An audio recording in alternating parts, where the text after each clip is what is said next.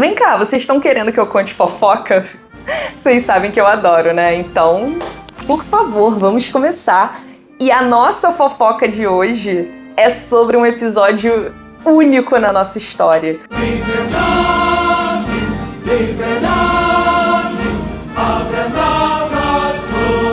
A monarquia foi derrubada pelo amigo do monarca e por conta de uma fake news. São coisas que só acontecem na história do nosso país, né? Então hoje a gente vai começar uma série de episódios sobre os presidentes da história do Brasil. Vamos começar com o primeiro ilustríssimo leonino, Deodoro da Fonseca. Então, se você quer saber todas as fofocas e o contexto do governo desses presidentes, porque fofoca edifica o homem, mas não é a única coisa importante para nós. Se inscreve aqui no meu canal, ativa o sininho, porque toda semana você vai receber lá uma notificação de mais um presidente da história do Brasil, inclusive aqueles que as pessoas pouco sabem, aqueles presidentes lá da Primeira República, ou então aqueles presidentes que assumiram ali entre o suicídio do Getúlio e o JK. A gente vai falar de todos eles, não garanto que vai ser um episódio especificamente para cada um, mas vamos falar de todos. Então se você vai fazer vestibular, se você vai fazer algum concurso militar, pode ficar atento aqui, porque a gente vai falar de bastante coisa importante. Vou colocar bastante informação aqui para vocês conseguirem aproveitar ao máximo possível. Quando a gente pensa na crise da monarquia e o que vai levar à derrubada da monarquia, existem alguns fatores que são pilares que sustentavam o sistema e que vão ruindo gradativamente. Um deles é relacionado à questão abolicionista, todas as leis abolicionistas que são aprovadas em caráter gradativo no Brasil a partir de 1871. A gente destaca a Lei do Ventre Livre, a Lei Saraiva-Cotegipe, ou Sexagenários, em 1885, e a aprovação da Lei Áurea, em 13 de maio de 88. Uma outra questão importante, um outro pilar que vem sendo abalado aí ao longo da crise da monarquia, são as questões com a igreja, relacionadas ao beneplácito, à maçonaria na igreja, que de alguma maneira dava sustentação ao regime desde a Constituição de 1824.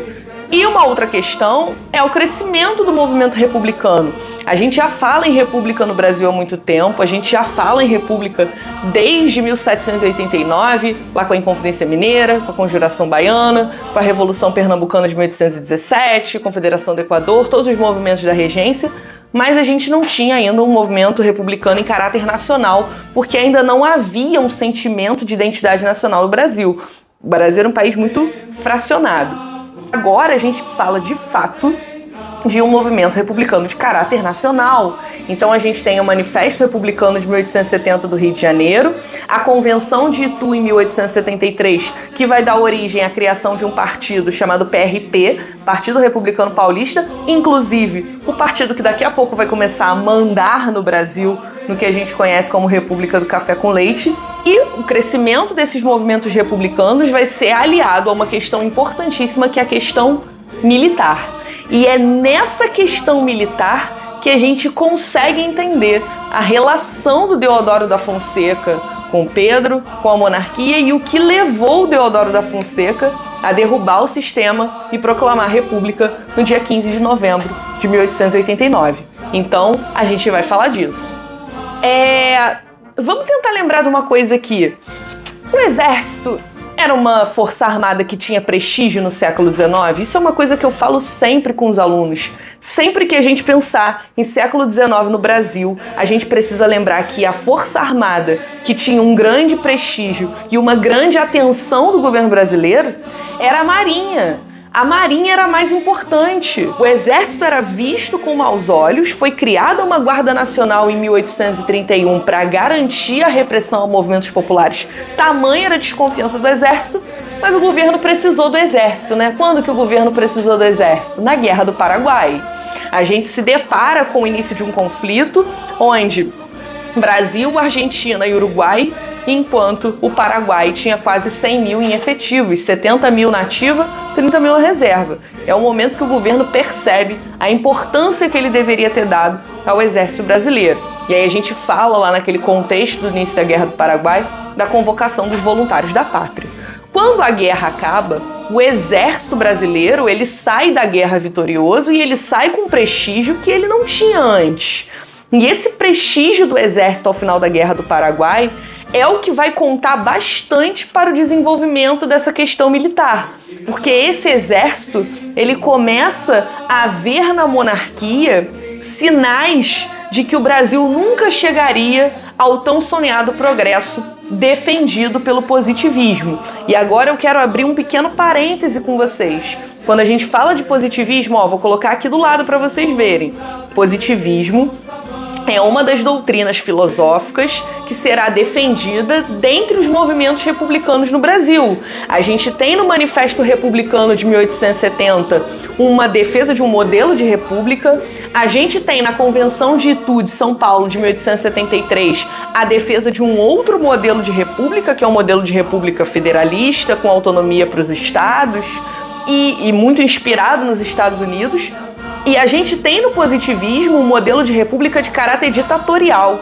Eu queria inclusive chamar atenção para isso, porque existe um pensamento dentro da estrutura do exército que é um pensamento que vai perdurar ao longo da nossa história. O exército, nesse momento, ele se enxerga dentro da história do Brasil, dentro da história política do Brasil, num contexto de rivalidade. Rivalidade entre civis, que eram chamados de casacas, e os militares.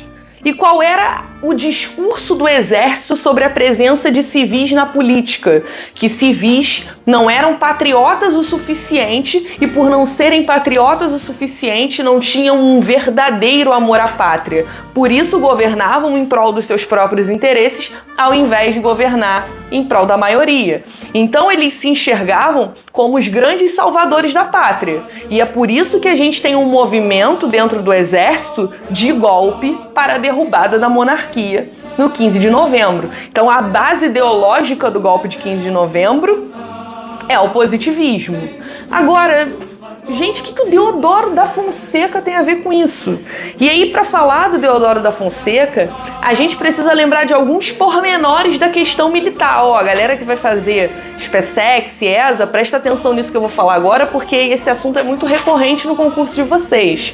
Existe uma questão que acontece com um cara que era tenente-coronel do Exército, o nome dele era Sena Madureira. Ele vai questionar o Montepio Militar. O que é isso? Ele vai fazer um questionamento aqui no Rio de Janeiro, um questionamento público ao sistema de aposentadoria do Exército, a proposta de uma nova proposta de aposentadoria para o Exército. E ele foi chamado a atenção pelo ministro da Guerra. Havia ali uma rivalidade entre o Sena Madureira e o ministro da Guerra, por ele levar isso até a imprensa.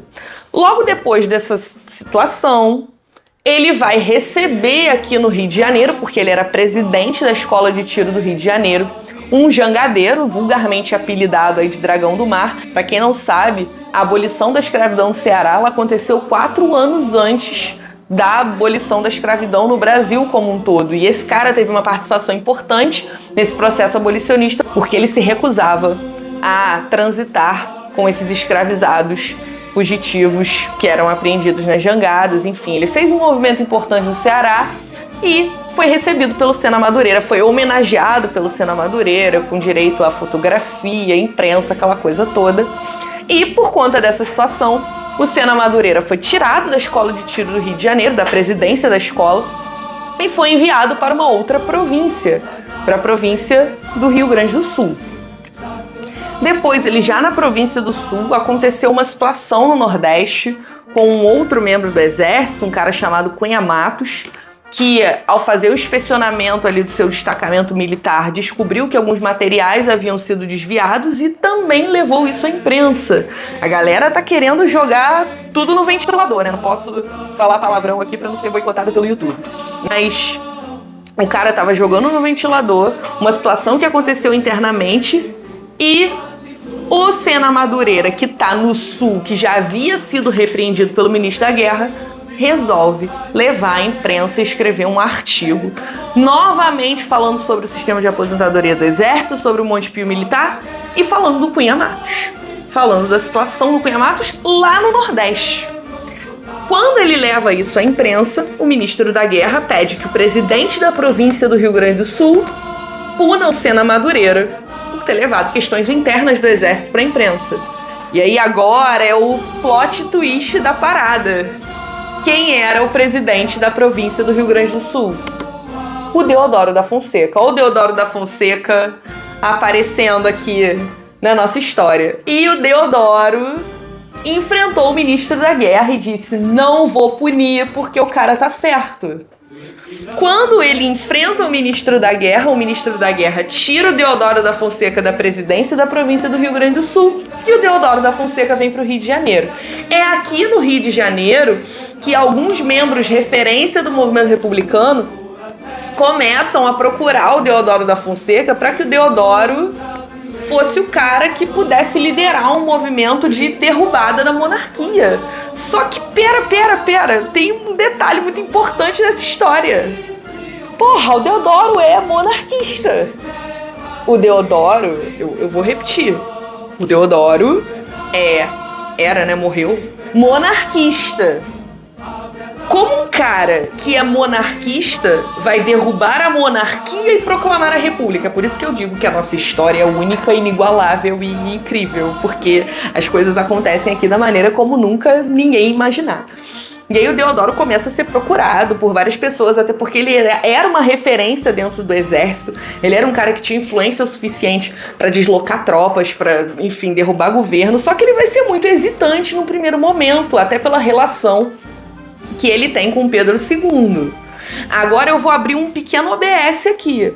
Enquanto essa situação com Deodoro da Fonseca está acontecendo, o Brasil, que na época era um regime de monarquia parlamentarista, estava com seu parlamento fechado. O presidente do Conselho de Ministros, que era um cara chamado Visconde de Ouro Preto, tentou fazer algumas reformas em julho de 1889 e essas reformas foram barradas pelo parlamento. O parlamento, que era de maioria de partido conservador, disse não às reformas do Visconde de Ouro Preto e ele achou por bem fechar o parlamento. Quando ele fecha o parlamento em julho, ele promete que vai reabrir no dia 20 de novembro. Há uma tentativa de convencimento de líderes do movimento republicano para que Deodoro da Fonseca derrube o governo. É agora que entra a melhor parte, que é a fake news. Precisaram inventar um caô pro cara derrubar a monarquia. E quem inventou esse caô foi um major do exército chamado Solon Ribeiro. Ele vai espalhar uma fake news na noite do dia 14 de novembro, dizendo que Deodoro e Benjamin Constant, para quem não sabe, Benjamin Constant era uma das lideranças do movimento positivista aqui no Brasil, que Deodoro e Benjamin Constant seriam presos a mando de Visconde de Ouro Preto. Por conta da indignação do Deodoro com essa possível prisão, na manhã de sexta-feira, dia 15 de novembro, ele desloca tropas em direção ao Ministério da Guerra, onde estava presente o Conselho de Ministros. Ele derruba o presidente do Conselho de Ministros, passa o dia inteiro pensando o que ele ia fazer da vida dele e à tarde ele vai ao parlamento e proclama a república. Então foram dois movimentos dissociados. Ele derruba o presidente do Conselho de Ministros de manhã e no final da tarde ele proclama a república. Meio sem saber o que fazer, no meio da confusão. Eu sei que muita gente deve ficar se perguntando, mas espera, por que o Pedro não fez nada? O Pedro não mandou tropas, enfim. O Pedro, ele tava numa vibe de deixa a vida me levar, tô diabético tipo 2, tô doente, tô cansado, se eles querem que eu vá embora, eu vou embora. Ele tá nessa vibe. Gente, o Pedro é tão zoeiro que ele foi capaz de, na festa do dia 9 de novembro de 1889, que é o último baile do Império, era uma festa em homenagem aos 25 anos do casamento do Conde D com a Isabel, né, bodas de prata, e eles estavam recebendo a Marinha do Chile, e aí ele fez um evento na Ilha Fiscal, aquela coisa toda, e logo que ele chega no evento, ele tropeça num tapete e quase cai. E aí ele imediatamente ri e diz, eu posso até cair, mas a monarquia não cai, só que ele diz isso 9 de novembro, 6 dias antes da monarquia cair. Então é isso, o Pedro tá naquela vibe do deixa a vida me levar. Ele, claro, não gostou de ser derrubado, principalmente porque ele foi expulso do Brasil na madrugada de sábado para domingo.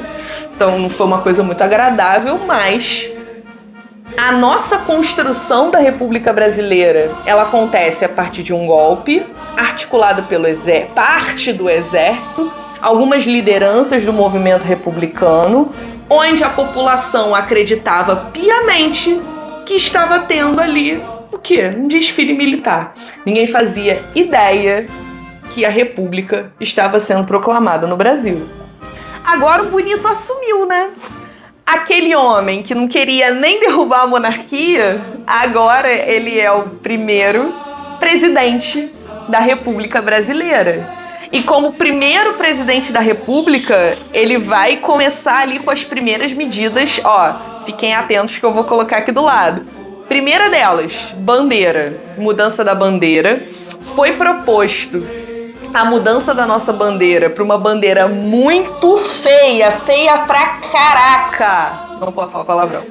Muito feia. Aqui a foto. É isso.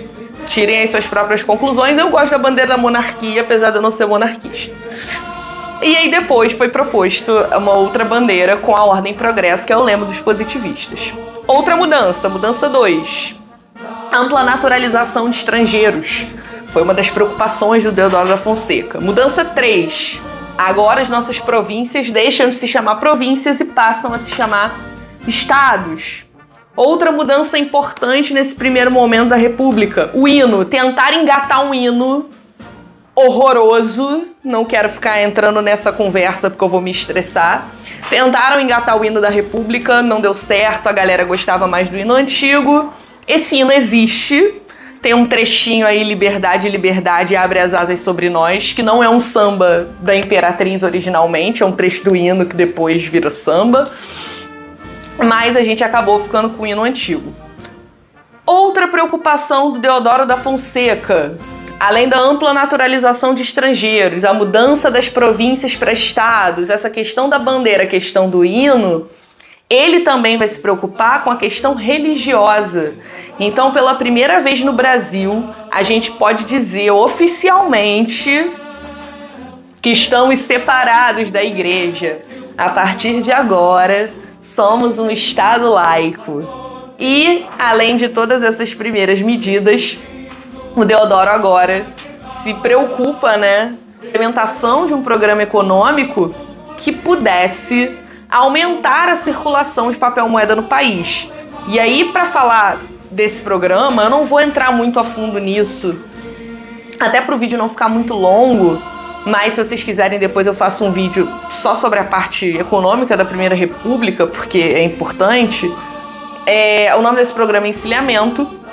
Ele vai ser implementado em 1890, lembrando que a gente está no período provisório do governo do Deodoro. Deodoro governa de 1889 até 1891, até o início de 1891 foi provisório, depois ele foi eleito indiretamente, daqui a pouco a gente vai falar disso. E ele vai implementar esse programa econômico com o intuito de incentivar a abertura de novos negócios no Brasil e aumentar a circulação de papel moeda, já que a gente agora não tem mais mão de obra escrava e a gente tem a necessidade, a demanda por maior quantidade de papel moeda circulando no mercado.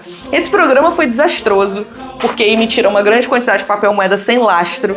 A gente teve inflação, crise financeira, falência de várias empresas, até porque várias empresas vão pegar empréstimo para abertura de novos negócios e vão abrir negócios fantasma e vão colocar ações dessas empresas fantasma para especular na bolsa de valores. Então o governo Deodoro começou de maneira muito movimentada.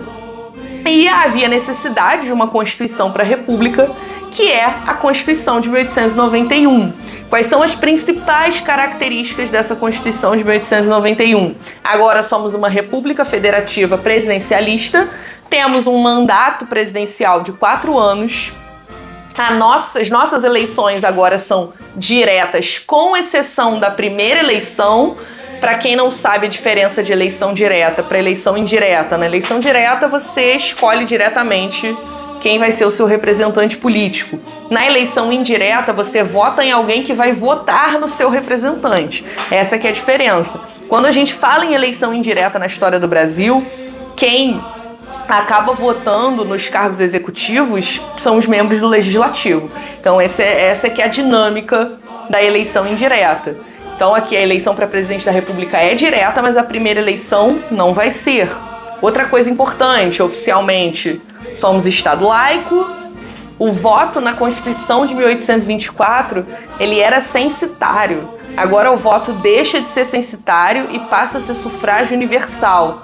Não existe escrito na Carta Constitucional que ele é sufrágio universal masculino, mas ele é.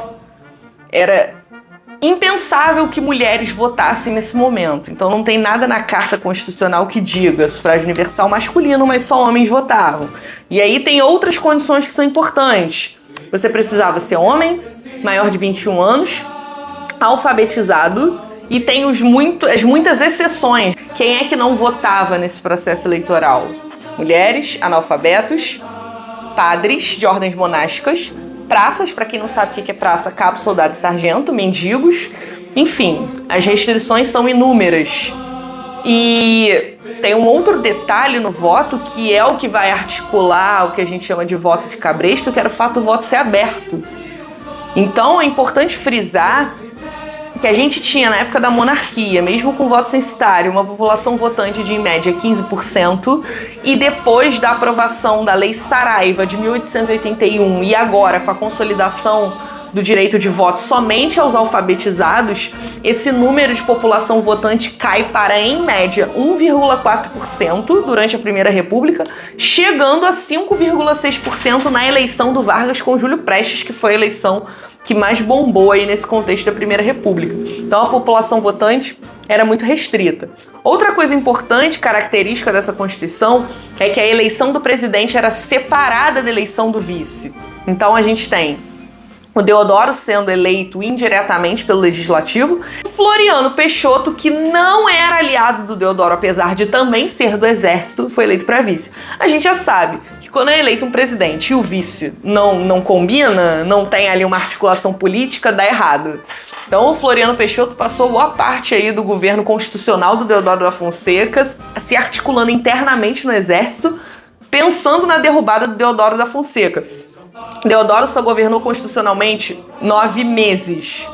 Cara, não vou nem falar que ele era leonino, que ele queria mandar em tudo, que ele achava que era dono do Brasil, que o Brasil era um quartel. Tá bom, eu vou falar, era isso. Mas, pera, vamos falar sério. Qual é a questão? Nesses 9 meses do governo do Deodoro, ele não conseguiu lidar com a oposição do Legislativo, então muito rápido ele fecha o Legislativo. Antes mesmo do fechamento do Legislativo, ele tinha nomeado para a chefia do ministério o Barão de Lucena, que era um cara tido como monarquista na história política do Brasil. E aí depois ele fecha o Legislativo, ele se desentende com a Marinha. É nesse contexto, pós-fechamento do Legislativo, que a gente vai ter aí a organização da primeira revolta da Armada, em 1891.